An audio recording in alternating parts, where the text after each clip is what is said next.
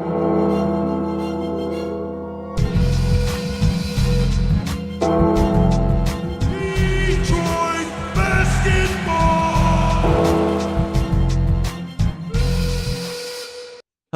and welcome to Views from the Sideline. This is episode 13. I decided to do the intro today. We got our guest Malik Hill back, part of OU's Turnover Thursdays at 7 a.m., 88.3 WXOU. And then, of course, the other co-host, Chris Pappas, in the building. Today we're going to talk about some Final Four, national championship, and we're still going to talk about the Pistons, I guess, today. Hey, but that's coming up. And Joe, nice job taking the intro away from me today, man. So we're going to start with the Final Four. Yeah, we're going to start with the Final Four. Like Joey said, we got Malik here, the resident Michigan fan of the group. I know Joey was the leader of the pack when we did our March Madness bracket. I'm excited to talk about how I felt last night. Yeah. I'm so excited. Yeah, we were thinking about maybe putting a camera next to Malik wherever he was watching the game just to kind of get that play-by-play because, I mean, it was a roller coaster, at least early on. I mean, Michigan went up early, 21-16, but we'll get into that. We're going to start with the Final Four. Start with, I know it was nice Michigan won, but they had to beat our team. Loyola, Chicago. Rest in peace. They had a great season. Joey. What do you have to say about our lovely Loyola, Chicago losing? They were a great team. They looked great even in that game. I'm just glad that we're done with Sister Jean. I mean, I'm sure we're not completely done, but it started to get a little bit annoying towards the end. Well, I would have rather them focused on the team a little bit more. I saw some really cool shirts. I'm not going to lie. There was one Air Jean shirt that I was very tempted to buy if they won the national championship. Boy. I'm just saying that may have avoided some bad buying by me. Malik, I want to throw it to you, though, since Joey's pretty quick on that one. What's your initial thoughts? You thought Michigan was going to beat Loyola, though, right, going in? Yeah, I thought Michigan was going to win. I thought matchup to matchup, coach to coach, I knew Michigan had the upper hand. Also, I prefer George Mason as the Cinderella team. They are the first 11 to make it to the Final Four. Let's never forget. But like you guys said, Sister Jean is gone. Sounds like you two are happy about it also. It's a mixed bag of feelings because that was our Cinderella pick heading into the year in our bracket tournament kind of special on the show. We picked Loyola to go to the Elite Eight. Didn't see him going to the Final Four, but they had an OU grad, Drew Valentine, assistant coach there. So we kind of Denzel was in the crowd. Denzel was wearing some Loyola gear in the crowd. Yep, that was cool to see. I like they panned to him near the end when Michigan was going to win. Yeah, I know. Of course, they didn't show him earlier in the game, but that was good. But going into this game more, it really was a tale of two halves. I mean, this game at the end of the first half, it was 29-22 Loyola. They were really getting into their groove. Michigan, it was really a drag offensively for Michigan, and then Michigan kind of opened it up in the second half. But I think we talked about this last week too. Cameron Krutwig, he was a lot for Mo Wagner to deal with early on in that game, right, Joe? Oh yeah, that kid's gonna be really good. He's only a freshman. I don't understand how he didn't get more offers. I mean, I guess because his athleticism wasn't there coming out of high school, but he's clearly more talented than experienced post players in college. I mean, and he's a load to deal with. Yeah, his footwork is incredible, and he's only going to get better. He'll probably get stronger. Exactly. So it's going to be Loyola's going to be good. They're bringing a lot of their players back. They don't lose really anybody, and now they're really experienced going deep into the tournament. The unfortunate thing is people will know that as well next year. Yeah, so those 11 seed Cinderellas usually don't come back to really do anything. If you see them winning the Missouri Valley Conference again, they'll definitely be back, and they could make another run next year. We'll see. I mean, let's not. I mean, it might not go. I'm not saying that it would go Final Four, but they're a solid team. They're gonna be like that Wichita State kind of team that where VCU they slowly early creep, when Shaka. They start to creep into tournaments, and you see them more often. Joey, are you saying Porter Moser is the next Brad Stevens? Yeah, 2 back-to-back Final Fours. Yes, that would be great. I don't know if they're going to be that good. They had to get a lot done. Obviously, winning their first 4 games by like 5 points exactly is incredible. I don't know if they could repeat that, but I definitely think that teams will be on the lookout for them next year. You know what the crazy thing to me too? Michigan, they had maybe, I'll say 2 good offensive games in this tournament. They came on in the second half in this one. I'm not going to really call this a really good offensive performance from the Wolverines. They shot 25% from deep. For a 3-and-D team, this is really kind of an issue for them in the tournament. I think tired legs, I know you guys are probably going to disagree with me, but tired legs I think played a role Yes, I in them disagree. shooting. Okay, Joe, take it. Why do you think they're that? I just don't think it's tired legs. And we'll see it in the championship game too. People pointed it out that it was the San Antonio being a dome that they were playing in, that throwing teams off, which I could see. But in the Final Four, Michigan, I think, was the only team that struggled to shoot the 3. So I don't know if that was the case. Well, no. Loyola shot 10% from deep. Oh, yeah, that's true. So, They didn't actually shoot that much, though, as they normally do. So that was a little bit interesting. They really tried to take it inside. Yeah, they really tried Michigan. to go. Yeah, they tried to go. And it worked, but it led to Mo Wagner having a career night. I was just going to say, how have we not talking about Mo Wagner having an Akeem Olajuwon type game? I mean, they even brought it up. 15 rebounds. We talked about it going in. Crazy. Mo needed to be on the glass for them to Yeah. win these games in the Final Four in the championship. He was 15 rebounds, 24 points, 15 boards. I can't remember. He had a couple blocks in there too. He was just everything. He showed off his post moves. He was hitting the deep ball, and I think he was definitely that deciding factor. Was there anything else, Malik, that you think Michigan did to kind of separate themselves from Loyola, or is it just kind of that offense getting into a groove in the second half? Their offense getting a groove in the second half was a factor, but I think more than anything, this team this year is different because most Michigan teams are known as great offense, great three-point shooting teams. I think this team was a good to really good three-point shooting team sometimes, but defense was the number one thing with this, and that's why they won the Loyola game. Because even though they made that run, they shut down Loyola in that second half. And Loyola, they couldn't do anything against the defensive presence that Michigan had. And then heading into the championship game, Michigan was down, I think it was like 10 or 11 points against Loyola, and that was their biggest deficit in the tournament to that point. And they still bounced back and had a huge second half, outscoring Loyola by 19. I think they held them to 28 points in the second half. But, yeah, Joe, anything else you want to throw in there? Or?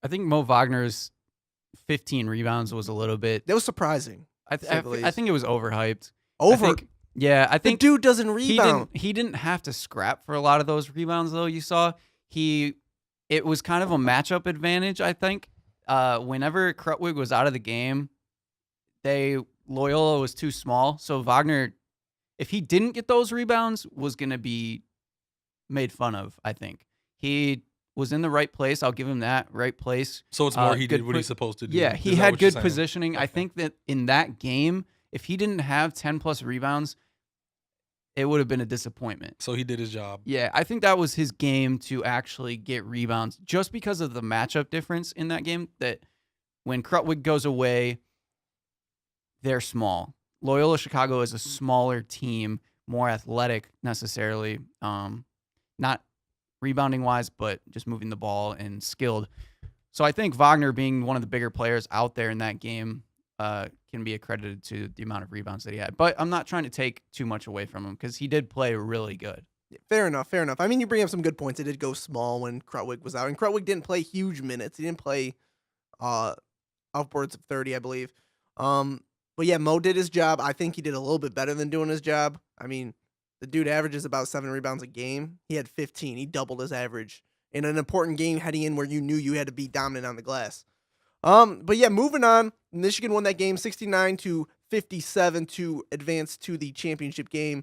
And then on the second game of that night, Villanova played Kansas, and Villanova just absolutely decimated them. 95-79. I mean, they flexed their muscle on them, Joe. Yep, it was a rout. They won all their games by double digits coming up into this game, and they continued that. Kansas seemed to come out pretty flat, and Villanova just was churning. Everybody on their team was getting the ball, knocking down shots. Jalen Brunson controlling the game.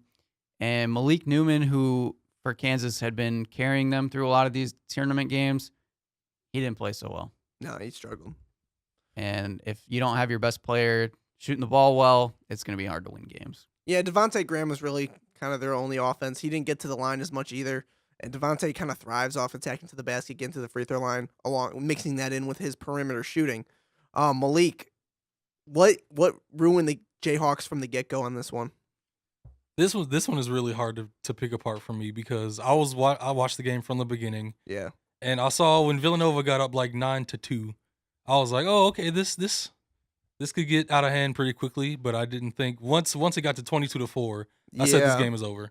I mean, it was clear that with about 16 minutes in the first half, Kansas had nothing for Villanova, and it just kept up the entire game. Yeah, Kansas they matchup to matchup.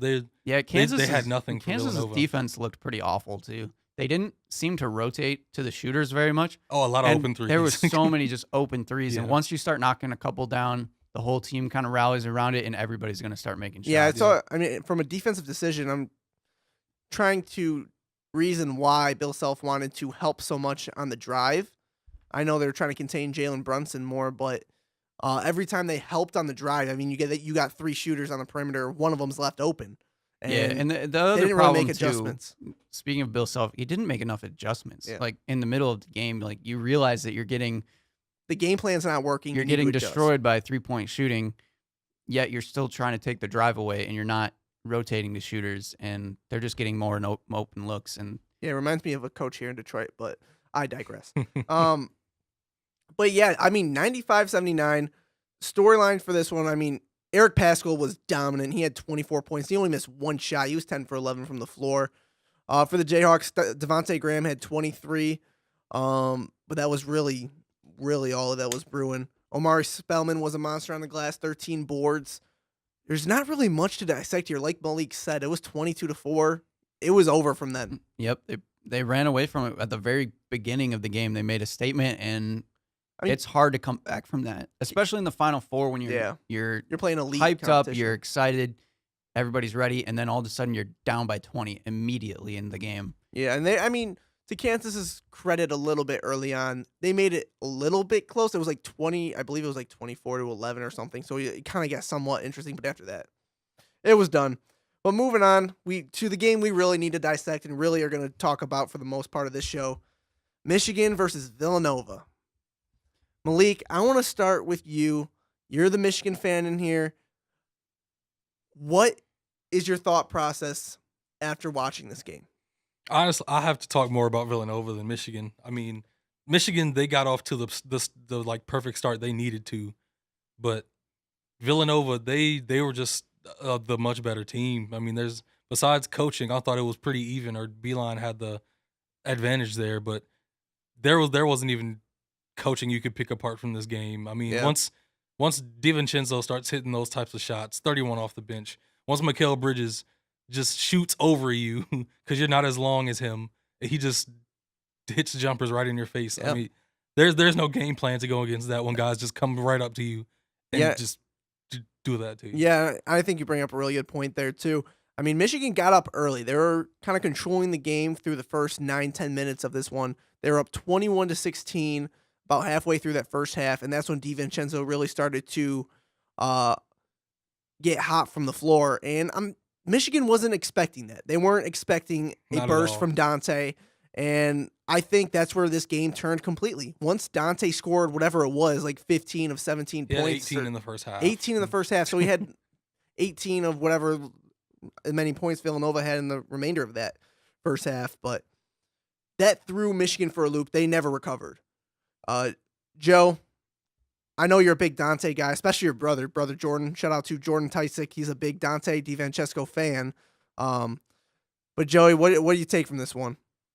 He actually hates Dante DiVincenzo. Oh, really? But going into this game, I did not realize that Michael Jordan was going to be in the building. So did that play a huge role in this one for Yes. you, Joe? They were calling him the Michael The Jordan Michael of Delaware, Jordan of Delaware. which really No, bothered me. Which bothered me incredibly. He's had that nickname though for a long time apparently. But But that's a He's had that shocker. nickname for a long time. yeah, Michael no, Jordan of Delaware. that's his actual nickname that they've given him. That's a long nickname. That's incredible. I- So That right there should give you a little bit of insight, but I'm sure most people take it as a joke and they didn't realize what was actually coming.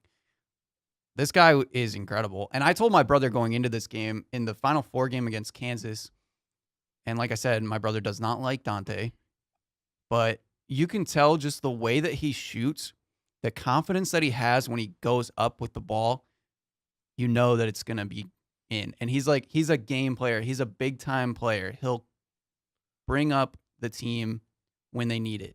And he definitely did it in this championship game, because otherwise – Michigan, I think, could have ran away with this game. The way that they were playing defense was great. Run away. Let's be cautious with our words here, Joe.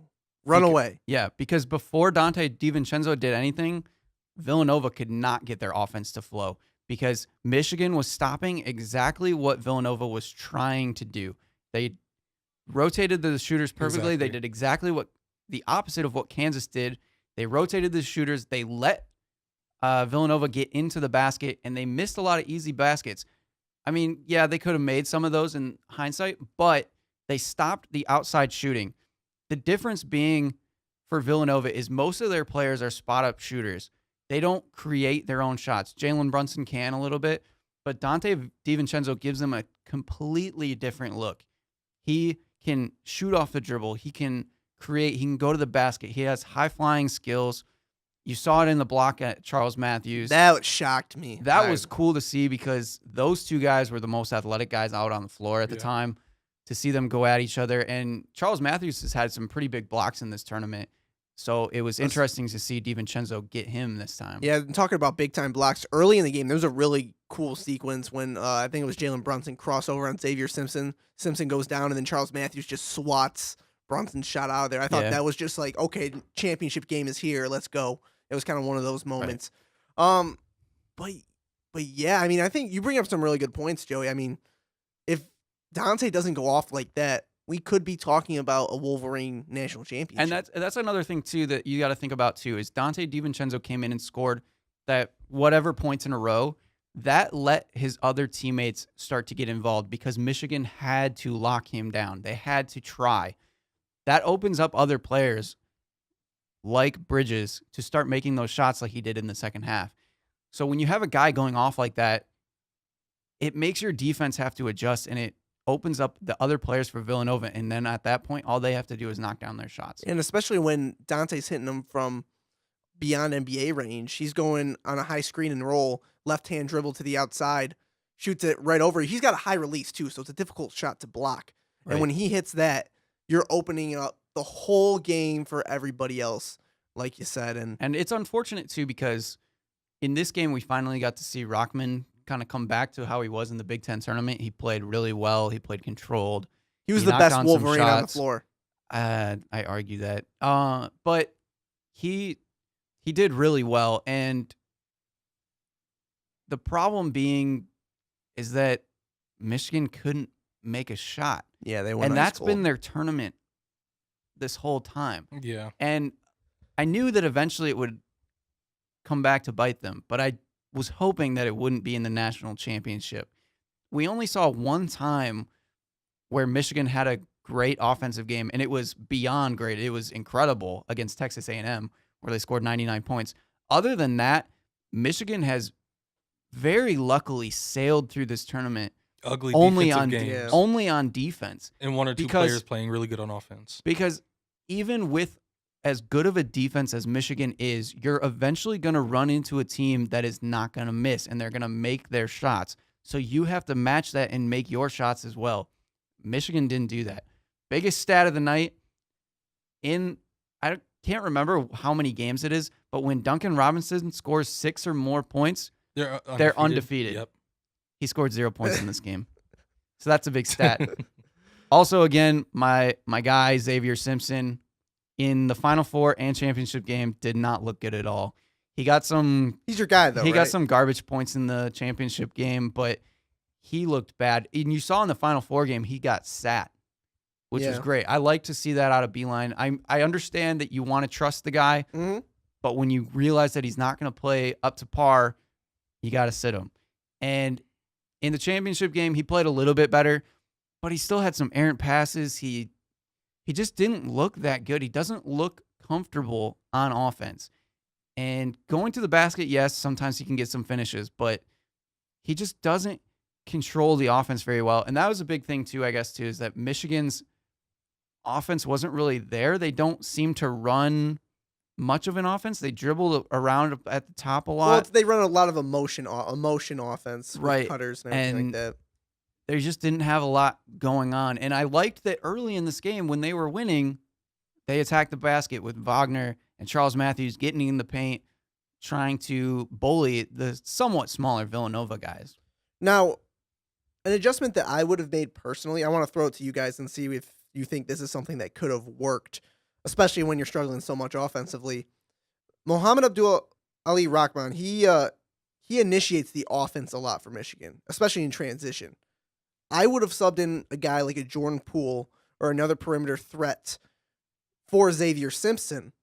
Let Rahman run that point guard duty, and then it gives you more athletes around the perimeter to help maybe switch on screens on the defensive end, also giving you a more reliable shooter on the offensive side of the floor. Because Xavier Ye can knock it down, but he's not scaring anybody from the perimeter. No. And I think they did that in the Final Four game, too. They played Jordan Poole a lot more in that Final Four game. But and even they in still the had Xavier on the floor. Even in the championship game. Yeah, but when Simpson was sitting a lot in that Final Four game, in the championship he didn't as much. But Jordan Poole came in a few times, and yeah, they had Simpson still out there. I would have liked... I'm just saying, because then you have more athletes on the perimeter. Right, yeah. No, I get what you're saying. Yeah, so, I don't know. It's just something to think about it. I like the combo of if Charles Matthews and Abdur Rahman are kind of running it, because Matthews has a little bit more north and south speed than Abdur Rahman. He kind of has to take his time and really analyze where he's going, whereas Matthews can sometimes just bully himself into the paint. And sometimes Rahman takes up too much time up at the top to be able to start that offense. And that's the only problem, is that it starts to become stagnant when he's kind of going back and forth and they're waiting for Mo to set the high screen. That's another point, actually. Mo Wagner, if he doesn't declare for the draft, which I'm so confused if he's a junior this year. Right. He's I'm confused if he should go or not. I think he should. But I think he shouldn't. I selfishly Malik think. Right. Not selfishly. Stop it, Malik. Not selfishly. Yeah, I think he could stay one more year. But on that point, if he stays, he needs to get in shape this offseason. He's looked tired in a lot of these games, and especially the championship game. I know he was working hard. He was really trying to bully early on in that game, but he was tired early and kind of quick. And that's kind of a concern for me when your better player is trying to get out of the game and has to call for a blow because he's tired. Especially in the championship. Right. And I understand that, like I said, he was working hard for it, and that happens. But I just felt like he needed to be in a little bit better shape. He looked a little bit lethargic at times. Like I said, it could have been a little bit of those heavy legs. I don't know. Yeah, but he's looked like that kind of the whole tournament at times. Yeah. And so it's just a little bit of a concern. I mean, it's not that big of a deal because I think Teskey plays really well in his role as well. Oh, he is a so that combination is really good, especially if Wagner comes back next year as well. But I don't know. This was a rough game. If you don't make your shots, you can't win a game. Eventually, it's going to happen. And I mean, like we said, Michigan shot 25% from deep against Loyola. They shot 13% from deep against Villanova. 13%. Yes, Nova has a very good defense, and they played very well defensively. But when Michigan was up 21-16 and Dante was hitting his shots and getting on a roll, Michigan had open looks. Charles Matthews in the corner a couple times. Rahman, top of the key. Xavier Simpson, right wing. There were opportunities for the Wolverines, and like you said, they just didn't capitalize. I don't know if it's conditioning, like you're saying, some players maybe need more conditioning, and that may help down the stretch, but it was rough to see him go out that way. Yeah, and I think a lot of Michigan fans have been blessed with seeing the teams over the years that just knock down threes, and that's how they actually win games, and they don't really play defense. Watching guys like Tim Hardaway, Nick Stauskas, Trey Burke hit all these crazy threes, and then this team to be along those same lines of the B-line system and to actually step up on defense, but then never make any of their shots was just kind of disheartening, I guess. Yeah, and I think you bring up, too, you had these great B-line teams in the past, like Trey Burke, Tim Hardaway, Nick Stauskas, and they relied on this electric offense. If they didn't have their offense going, they weren't going to win a game. And when you have this Michigan team play so well defensively, and then their offense just goes bottom out, and they really had to shoot extremely poorly to lose this game. Yeah, their winning formula is a lot more balanced this year for this Michigan team, which is why a lot of people had picked them to maybe make a deep run just because of that defensive effort that they can give. But, man, they could not make anything. Throughout the whole tournament, it was awful to just watch them brick every game. And defense couldn't bail them out this time. And, yeah, it wasn't even that Villanova was playing that lockdown of defense. Like, yeah, their defense is good, but it's not that good to where they were still getting open looks, and they just, something in their head would not let them knock down any shots. Now, Malik, after you've digested this game, you've had a night to sleep on it, are there any changes or anything different Michigan could have done to have a different outcome in this game? Is there anything that stands out to you that maybe they kind of squandered an opportunity? The Wolverines, that is? No. Joey brought up the Xavier Simpson thing, and I agree with him. This offseason, he has a lot of improving to do. He has a lot of soul searching. And like you brought up that you think Jordan Poole should have played more. Xavier Simpson plays almost the entire game because he's the most conditioned player in the starting five and the best defender.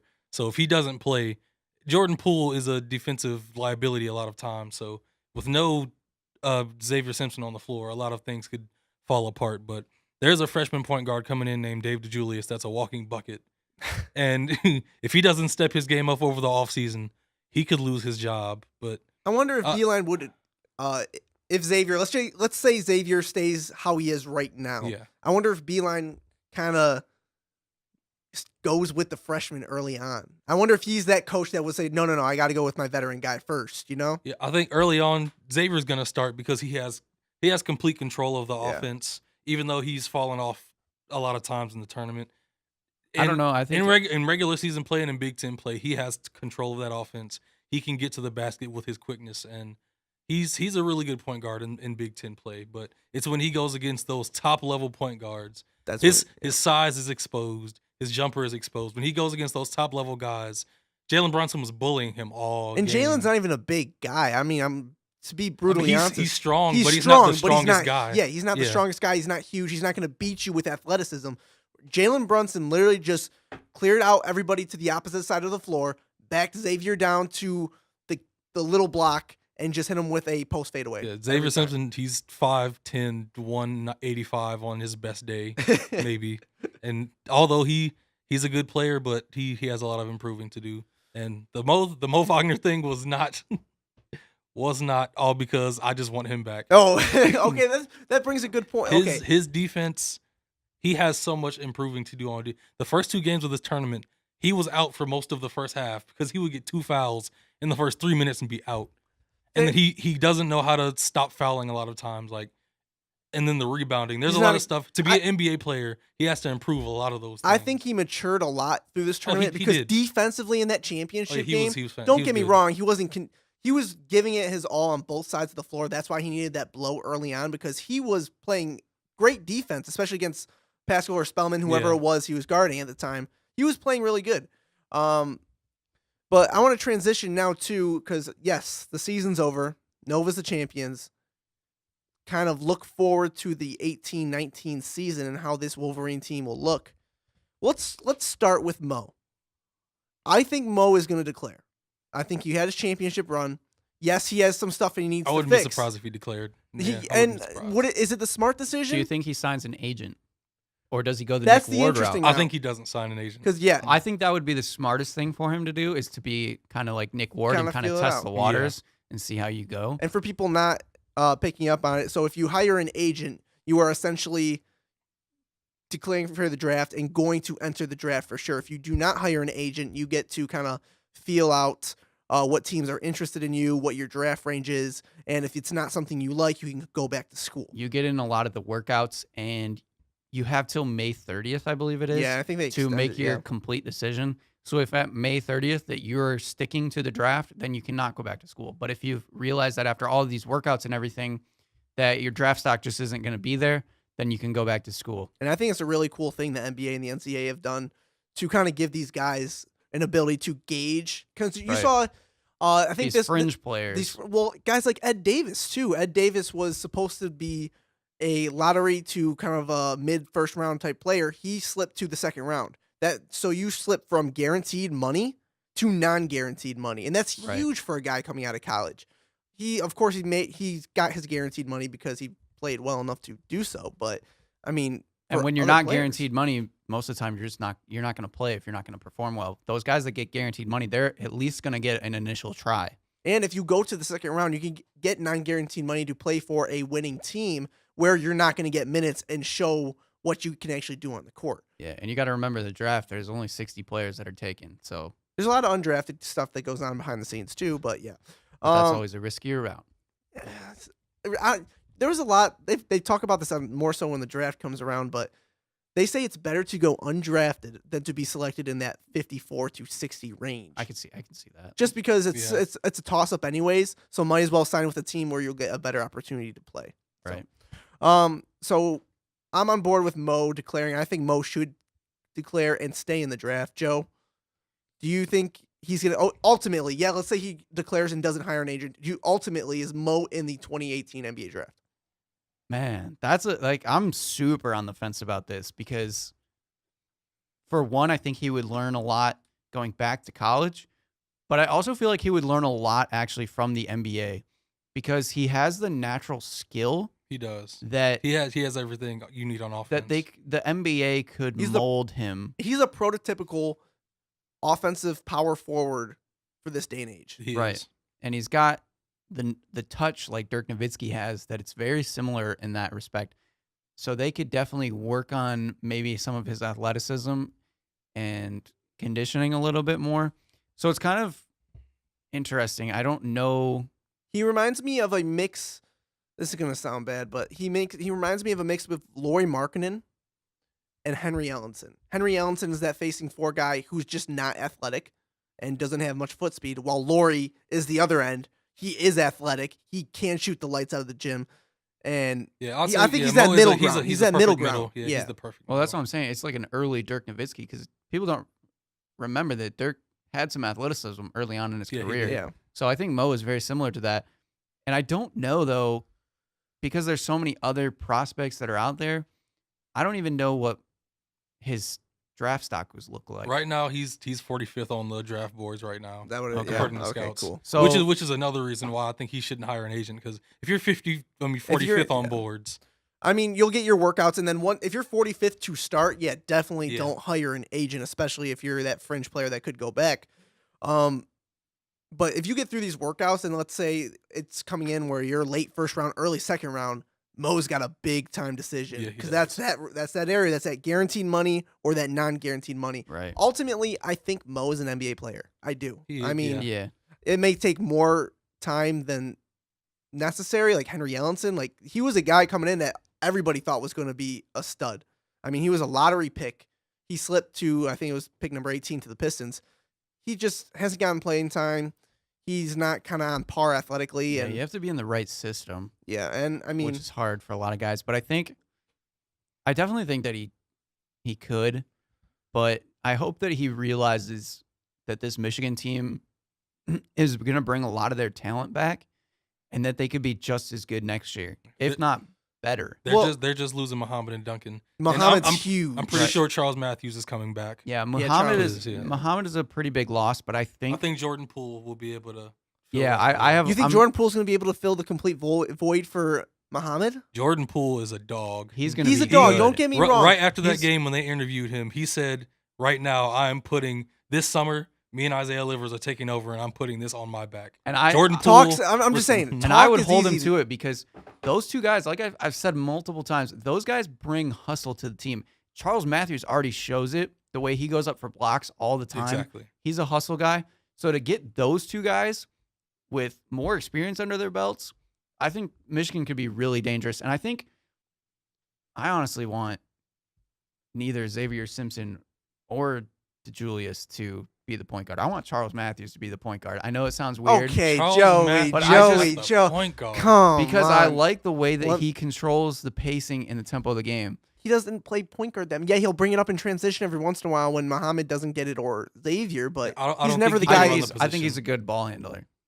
I don't think that he needs to be Charles thrives off attacking to the basket and beating guys with his athleticism. exactly. So he can do that from the top, and you can But put that- your shooters in the corner because I don't think he's as good of a 3-point shooter as some of those other guys. Charles is a scoring first type guy. Yeah, he's though. not. He's not- I don't think he's a guy that could maneuver that offense. But I also think because that that's actually what Michigan needs. Because, They need a ball because, hog point because, guard. like I said, the way that they stalled up at the top a lot, they would get late into the shot clock, and you would see that's where Mohammed would do those sidestep threes that he's not comfortable shooting. Is it they need another Trey Burke type guy? Is that what you mean? I think they need somebody I think that's what Dave DeJulius that can is. be the point guard that will actually lead the attack and lead maybe the Dave charge. DeJulius. I don't It think could. it's Charles Matthews. It could. so. I haven't seen him, but I'm just saying I think that's what they need as a team, and I'm just saying that that's the way that Charles Matthews plays, and that's where I could envision him being. And I do think Charles Matthews is going to be another guy that declares for the draft but doesn't hire an agent, along with Mo. I think those are the two guys you'll see. That free throw percentage.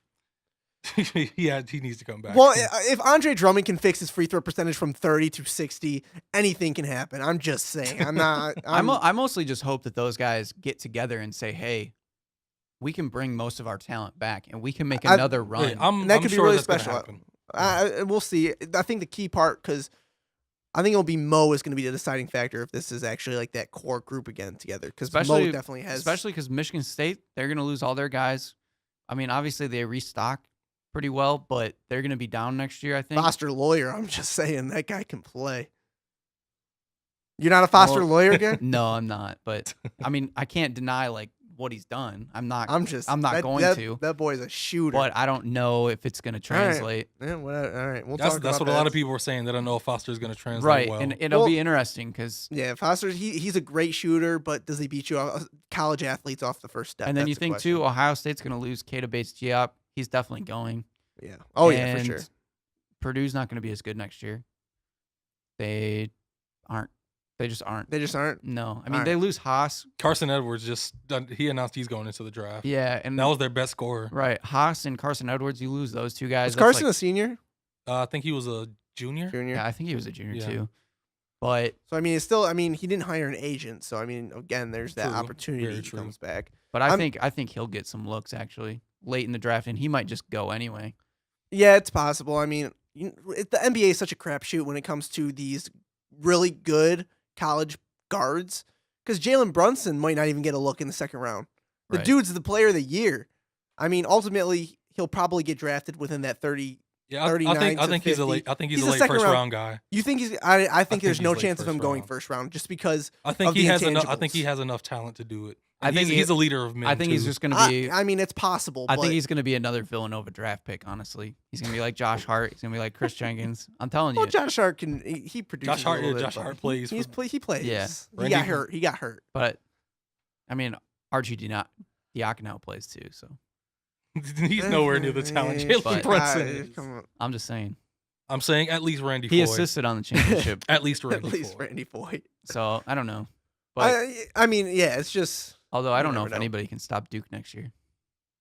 That's going to be scary. I don't know about that. I think they're all hyped. I'm honestly. not I'm sure. big on They the could hype. I be. think They they're all- could be. I think yeah. RJ Barrett He's phenomenal. he's a phenomenal He's player. phenomenal. I've heard people say that he's the best prospect since LeBron James. Yeah. He's incredible. I'm a little skeptical on that I'm one skeptical too. My, on- my brother's a big believer, but watching him in They said that about Ben the Simmons. Nationals. Ben Simmons is the absolute closest I've ever seen anybody to be. Yeah. But he doesn't LeBron have the James. offense to back it up. Ben Simmons? Ben Simmons, once he gets a jump shot, it's over. RJ has everything. But RJ's not as. But As much as an athlete as Ben I'm not Simmons. saying he's like No, LeBron. no, I know. I'm just saying RJ is the truth. He And then is something Zion- to be reckoned It's with. an unprecedented Zion- class. okay, Zion Zion has an NBA body already. He does. I'm really interested to see Zion Williamson in college just Yeah. because he's been so hyped because of his dunking. He's a 50% free throw shooter in high school. Yeah. The dude, if you struggle from the free throw line in high school, it's not going to be good for college. And you're not going to be able to get so many open dunks in college basketball. Coach K is going to drop him down 20 pounds, and he's going to be a force. I mean, it'll be. I hope because I Yeah. honestly want I to mean, see what him at his peak athleticism, what Zion yeah. can do. That'd be There, crazy. there are people in college that aren't they don't have the physical build that Zion has. Oh, there's not people in the 6'8" NBA that yeah. have his physical build. He's 6'8", 270 with a 45-inch vertical. Oh my Dante gosh. Dante DiVincenzo, NBA. Nah. If I'm Dante, Somebody if is I'm Dante, I declare for the draft and ride this wave. Somebody If I'm will take Dante. a flyer on that guy. I'm telling you. I think a team could take it. I think it'd be second round. It wouldn't be first. Pistons, No, baby. I mean, I'm just saying. Get him on the Pistons. I think he's got the talent there. No, he has those. He's got a great shooting. He's made ability. me the most upset since Grayson Allen beat Wisconsin a few years back. You're a Wisconsin fan now, Joe? No, I just Or picked before? Wisconsin in that tournament, Oh. and then Grayson Allen had his coming out party. Same thing happened this year. I picked Michigan to win the whole thing, and Dante DiVincenzo had his coming out party. So, upsetting. Gotcha. Yeah, it is. That's it for college basketball. For a Crazy. little bit, That's- guys. That's insane to think That about. we just finished College college basketball's over. basketball. Whew, good. I'm tired of it. Okay, that I'm leaves kidding. one of you in the room. But Too much stress. let's transition to a not so stressful basketball topic. Oh yeah, nothing to worry Are about. you sure? Your Detroit Pistons. Oh. I mean, Oh, maybe for man. Chris. Chris still loses sleep over it. I watch every game, unfortunately, but yeah, they're playing good basketball right now. They've won 7 of 8, 5 Really? straight. Honestly, I Just- didn't know that. They're and most playing, of that, 7 most of of 8. that without Blake Griffin. They had like 3 games, but That's still yeah, it's a More good than you start. would Yep, think. Yep. They beat the Wizards. That was the first game where they announced Blake Griffin has a bone bruise in his right ankle. They didn't really say when it happened, if it was in a game or if it was in practice. But regardless, they said he'd be evaluated in a week. A week is tomorrow. So we'll find out more about Blake Griffin on Wednesday. How's Reggie Jackson been playing? Reggie's been playing well. He dropped 29 points against it was Brooklyn, but I mean, he played well. Yeah. He's only playing about 25, 26 minutes a game, and to have 29 points, I mean, that's pretty solid. He's playing really good. Pistons are 25 and 15 when Reggie plays. They're 12 and 25 when he does. They were a third seed. They had the opportunity to be a top 4 seed this year if Reggie doesn't get hurt, but Reggie is an injury-prone player. So, Yeah, I mean, yes, you he got to know is. that going in. That knee tendonitis, that's probably going to act up next year. It seems like every other year the knee tendonitis tends to act up for Reggie Jackson. cramps. Cramps a little bit. He did have issues with cramps, which is kind of crazy. He doesn't but drink enough water. I don't know what it is, but He has his hands get really cold. He has those heated gloves that he'll put on the bench too. There's a wow, lot I of. need, I need some of those. Where did he get them? That's the training staff for the Pistons. I don't know. Jeez. They're really like heavy NBA duty. confidential stuff. Yeah, it I was could pretty really heavy use duty those. stuff there. But yeah, so Pistons beat up on the Wizards too, and Wizards didn't have John Wall that game, but they were I mean, they've been playing well. they've been without playing him, though. well. Yeah, without him, I think they're pretty much locked into the 6th seed right Yeah. now. They're 42 and 35. Andre was dominant in that one. He had his 24 points and 23 rebounds, and he was just going off. He's I can't remember. He tied Ben Wallace for the most 20+ rebounds In the season in a season. for a Piston, That's yeah. incredible. Yeah, the only one that it's the getting only, hard, huh? only Okay. I'm the sorry. only person that I'm has sorry. more is Dennis Rodman, who's an animal. So And that's pretty interesting. yeah. And then Pistons got that New York sweep. They beat up on the Knicks. Michael Beasley. If anybody watched the game, you guys probably didn't watch I the game. heard. Oh, I watched I heard it. what he did. Did you watch it? I did actually watch Oh, it. Joey. Okay. Well, I Michael heard Beasley he had flashed 32. back to Kansas State. Yeah, 32 points. And then Trey Burke had a flashback to his Michigan Wolverine days, had 18 points, 15 assists. This entire year is just It's- confusing. It's weird. Why It's is Trey? weird. Well, I mean, part of it is, again, he's one of those guys that kind of just didn't have time. Like, people didn't play him, didn't give him a whole lot of a chance. Like, when he first came into the league, yes, he had a lot of chances. He played pretty good, I think. And then he kind of fell down, and then people just, like, dropped him. Well, I don't think he took the game too seriously. Once he got dropped and was out of the league for however months, or I think it was maybe one season, then he kind of got back into the groove of actually working out, taking Right. basketball serious. And I think there was a story about it. I don't even remember the exact publication, but yeah, Trey Burke looks good. I'm happy for him. It's good to see another Wolverine being successful. Hopefully, I mean, it seems like he will be at least on someone's roster next year with how he's playing. Reunited with Tim Hardaway Jr. Yeah, you got that all Michigan backcourt. It's good to see. Ish Smith's been playing well for the Pistons. They beat up on Brooklyn. Did you guys see the little scuffle between Andre Drummond and Quincy Acey? I saw it. How much of a scuffle was Well, it? It was above a standard NBA fight, I which saw is the NBA fight is article. where they just talk and or kind fist of thrown pushes were thrown. Quincy Acey though. pushes. It was Quincy an Acey has it. open face push. Wow, those are the worst. Quincy Acey though has a history though. Yeah, he's a hothead. I don't know why he's not very good of a player. The thing that got me a little bit, like, it was a little bit more because so Andre pushes Quincy and Quincy kind of goes back a little bit, and then Quincy's like, "Oh no, you don't," and then he tried to break free and elbowed a referee in the throat. Quincy's And- a wannabe tough guy. He's one of He's a those. wanna- He's one of those bald dudes with a beard like Reggie Evans. That's just in the league to be a mean face. Trying to be Reggie Evans. Oh man, but yeah, so Quincy got fined $25,000 today. Andre 15, no suspensions. I thought Quincy may have gotten like a 1-game suspension just because of the contact made with the official, but he didn't. Probably they cited it was accidental. So moving on, your Pistons, they've won 5 straight, 7 of 8. Joey, Don't tell me they have a chance. as of right now, they're according to ESPN, their odds of making the playoffs 0.6. So you're telling me there's a chance, Wow. Joe? So you're telling me that it went up from the .03 that I had seen? Joe, you're telling me Wow. there's a chance.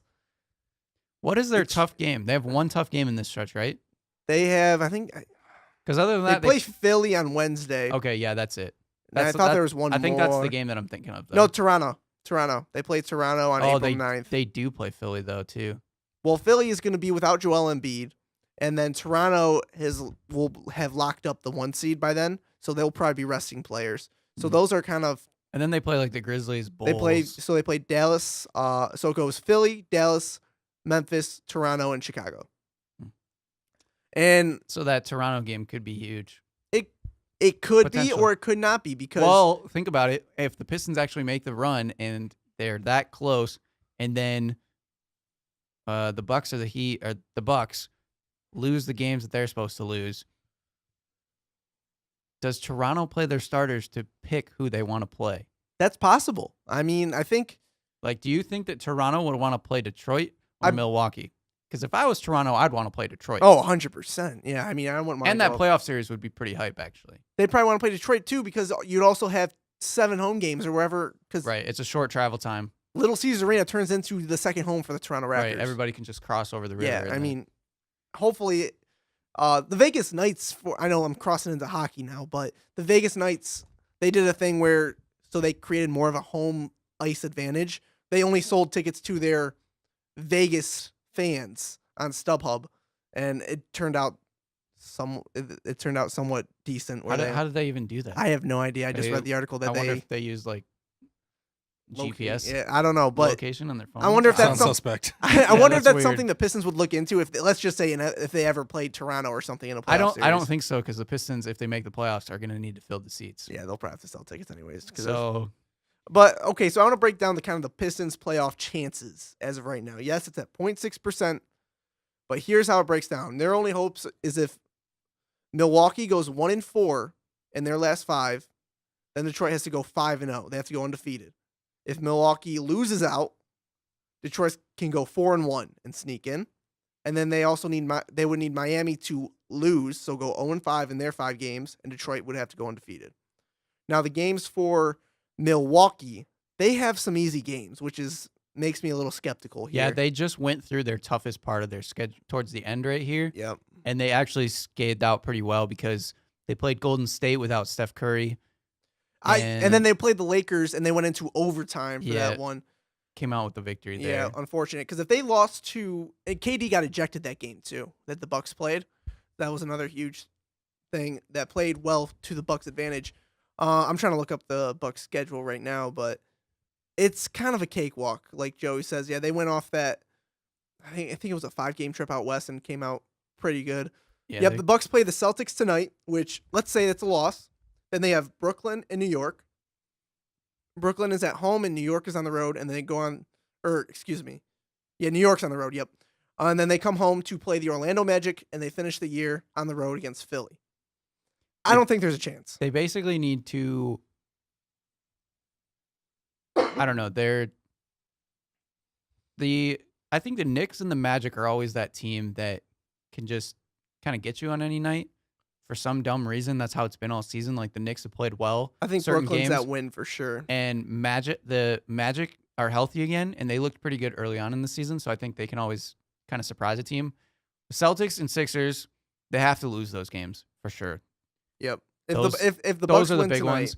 I think, like you're saying, the Nets game is probably is a that's a W. big key. If the Nets can somehow beat the Bucks in that game, I'm saying there's a chance. So next week, all right, if next week, somehow the Bucks lose their next 3 games. Or actually, do they play 4? They play 4 games up until next week. So we will know by next week if the Pistons are in the play. Oh. We'll make the playoffs. Well, or we'll not, but- probably know by tomorrow yeah, fair because the enough. Pistons play the Sixers tomorrow. I think the Pistons are going to beat the Sixers, honestly, just Mhm. because I Joel's guess- not playing. Yeah, that's true. They've been playing good without They've Joel. and they've won 10 straight. They've though. been Yeah, but playing that's- really good without Joel. But the Pistons, Dario had like a minor surgery the done too, so I'm not Pistons sure if he'll play. Sixers has been pretty one-sided because of Joel Embiid. And if Joel's not there, So if he's not there, maybe. and Blake, and he won't be back for against Philly, but I believe the next game. And there's we have the Reggie next back at possibility. least. 25 and 15 with Reggie. I don't think there's a chance. I'm just saying. But yeah, Joe, you don't think there's a chance? No. Malik, I mean, I'll it'd be let you- kind of cool. it would be if they made it'll it. be kind of a huge turnaround because this team was dead, absolutely dead in the water. And like I said, it actually be kind of exciting because they would play Toronto, just because it's like It's not across the LeBron. pond. It's not LeBron. You actually have a chance. Mm, If you there's anybody has a chance in the Eastern Conference if you're not playing LeBron James. That's what I'm sold on. We saw it last year. If you didn't play LeBron, it was actually a close series. The Bucks took the Raptors to 6 or 7 games last year, and it was like the two. I think that was the It 2 to depends 7 on- matchup. it depends on if Kyle Lowry figures himself out in the playoffs. Yeah, Because otherwise, he never gets up for those first round games. because if they play well with Kyle Lowry, then there's no chance. And the Pacers, they have a chance to lock into the number 3 seed too, which is absolutely insane. I never would have thought we'd be talking about the Indiana Pacers Yeah, as the playoff race a on home court both team. the East and West is pretty crazy this year. Yeah, Western Conference, you won't know until the last day who's ultimately in. But as it stands right now for the Eastern Conference, the Toronto Raptors, they're 2 games up on the Boston Celtics. They will likely be that 1 seed. Boston's there at number 2, Cleveland at 3, just a half game over Philadelphia and a full game over Indiana at 5. Washington, it seems, locked into that 6 seed at 42 and 35, and then you have Miami at 41 and 36, Milwaukee 41 and 36. And Detroit is the only team that is not eliminated in the Eastern Conference that is not in the playoff picture. For the Western Conference, we got the Rockets locked in at the 1 seed. Golden State, I'm kind of shocked. I know they've been injury prone, but 56 and 21 for a Stephen Curry, Kevin Durant, Klay Thompson, Draymond Green team. It's kind of crazy. They're I not mean, going to as- win as 60 long- games this year. As long as they have one of those guys and Draymond Green, they'll be fine. So if let's say, okay, I'll give you this. If Steph and Klay aren't playing and it's KD and Draymond in a first round matchup versus Minnesota, you're still picking the Warriors? Yeah. Quinn I think Cook is playing phenomenal basketball, and Yeah. Jimmy Butler still hasn't. Is he back now? He's not back yet, but He'll he be will back for the Okay. playoffs. But Yeah. But Quinn Cook is averaging like 22 and like He's- 7 the past 2 weeks. I think it's like 50% from the floor, 40% from deep, and 90% from the free throw Yeah. line. and in that series, all you need is one good game from Nick Young, and they'll be fine. But Swaggy P, baby. I don't trust Swaggy Yeah, P. I don't know if you can put that much stock in Swaggy P's well, it's play, just but- one game. I'm just saying if he has one good game. Yeah. But the Timberwolves haven't looked good down the stretch, so I think there's definitely a chance. The Timberwolves were looking really good for a while, and they've kind of fallen back. Carl Anthony I- Towns is the one great thing about that team. Yeah. Andrew And, Wiggins can't find his Jimmy Butler, too. I mean, place he in was that having one. an MVP Oh, yeah. caliber season Jimmy was fantastic. early on until that Jeff injury. Teague, very underrated too. I'm not a big Teague guy, honestly. I think his numbers are pretty good. Yeah, because he plays 40 minutes a night because he plays with Tom Thibodeau. Thibodeau plays his starters I know, but 40 minutes a night. you think like the distribution of all those stats that he still gets, even having like Cat and Jimmy Butler and Andrew Wiggins on the team. I guess so, but I mean, any team that Thibodeau runs, your top 6 guys are going to get like 40 minutes a night every night, which is going to result in higher numbers. So, Oh, is that how it is when you have a good coach? I wouldn't know about that. all right, Tom. Shots fired. All right, I don't want to get into the Thibodeau staying vain. Okay. We got a couple minutes left in the show here. If the Pistons, let's say they just missed the playoffs by a game, is Tom Gorsh really going to keep Stan Van Gundy in Detroit? Joe, tell me no. It depends on how much alcohol he consumes before he makes that decision. Odds are pretty high, man. That guy, you seen him at the Palace or LCA? I You see him after the Blake game? You saw him after. Yeah. Yeah, he was having a good time. I love you, Tom, but I hope we don't keep him. I wouldn't be surprised if Stan Van stayed. Yeah. I wouldn't either. Wouldn't be surprised at all. But I feel like you cannot keep him on as the president and the coach. You have to make some adjustment, right? Yes, he should just be the coach. Just the coach, right? It is like the track record shows that taking on more than one job, like Doc Rivers, it didn't work. But now that he's just the coach, the Clippers are a good team. Fair Doing enough. both jobs Yeah. doesn't work, especially in the pros. Yeah. That's what we got for the show today. We talked about some Final Four. The Wolverines, unfortunately, fall just short of a national championship. Once again, maybe next year. Maybe next year. But I mean, nobody expected the Wolverines to be in the national championship Very game. true. I mean, they were unranked in the first week of the season. So I mean, it was a great season for the Wolverines. We even got a Chris Webber Go Blue tweet out of it last night. So We got any final thoughts? Anybody got any hot takes or anything? Well, I have one more thing for the Pistons. let's hear it, Malik, please. Andre Drummond is making it harder for me every week because I want him and Reggie Jackson gone. He plays at a very high level all the time, but I still think I mean, that's a good thing. Getting rid of him and Reggie, I still think they should both be traded. And I believe those are actually tradable assets now because Yes. Reggie is playing well, and he's shown he's come back from his ankle injury. Andre Drummond is playing the best he has in his NBA career. Exactly. He's shown His that he trade can value and is very his high. trade value is extremely high. He has 2 years. Is it 2 or 3 years left on his contract, Joe? Do you know? For who? Andre? I think it's 3. I think it's 3 because it was 5 years. It's year number 2. Yeah. Yeah, because So it's supposed 3 to be with years. Blake. I mean, it's not a Blake Griffin like contract, and we got him. So You can build a quality team around Blake Griffin and Luke Kennard and keeping maybe a few other guys like Ish Smith. Trade Andre Drummond, Reggie Jackson, and maybe a few other bench players. You can get back 3 or 4 quality players that can help you really build something. I really wish we had Donovan Mitchell. Are the Pistons going to make the playoffs, Chris? No. Ooh, nice. I Honesty. I like the honesty. there's just no chance. I mean, if you gave the Bucks just have too easy of a schedule. Yeah. That's what it is. That's what it comes down to. If you can control your own destiny, if you told me the Pistons had to go 4-1 to make the playoffs, and disregarding what any other team does, I'd say yes, they do. But when you throw in that extra factor, like you need the Bucks to lose 4 of their next 5 when they play 3 lottery teams, there's no way. My final thing, we're going to go back to college basketball real quick, and we're going to talk about something we didn't talk about. Enrique Ogumbawale. Oh my, yes, how? Back-to-back buzzer beaters. Women's beating national the championship. UConn Huskies. Oh, Notre Dame. Oh, man. I watched that game. That was incredible. That Women's actually Final nuts. Four, that lived up to the That hype. was Oh, actually yeah, it exciting. did. I didn't watch any of the girls' tournament. Usually I kind of keep an eye on UConn. And then after they won by 90 in the first round, I was like, okay, well, that's over. I saw the overtime of the Notre Dame versus UConn game. I was watching it at a party, And it was insane. Enrique had 2 buzzer beaters, one against UConn and one in the national championship. Yeah. And that one was even later. There was no time left on the clock. And a crazier shot. Yeah, so actually, girls' Final Four was pretty good. Yeah. Whereas normally, Fantastic. sometimes it's kind of one-sided. Yeah, it was crazy to say the least. Well, that's going to do it for our show today. Another thank you. 3rd straight week having Malik Hill in the studio with us. Thanks, Malik, for being on this March Madness ride with us. No problem. I'll be in as I say all the time. I'll come. All in right, so anytime to talk basketball. Malik's that recurring guest you're going to Gonna see be a around regular. here. Yeah, you'll see him a lot on the show. Joey, great show, man. College basketball's done. And what are we going to talk about? I don't know. We're going to have to figure out. We might go with baseball next week, More guys. Pistons talk. Views from the bullpen airing next week. I could talk about a little bit of baseball. I mean, we'll have a big Pistons update too next week. So Yeah, it'll be a little bit unfortunate. It'll probably have to be that Pistons heavy. and we might get episode. some more college players that declare. So Oh yeah, we'll have some draft stuff to talk about. There's always basketball going on. Basketball never stops, guys.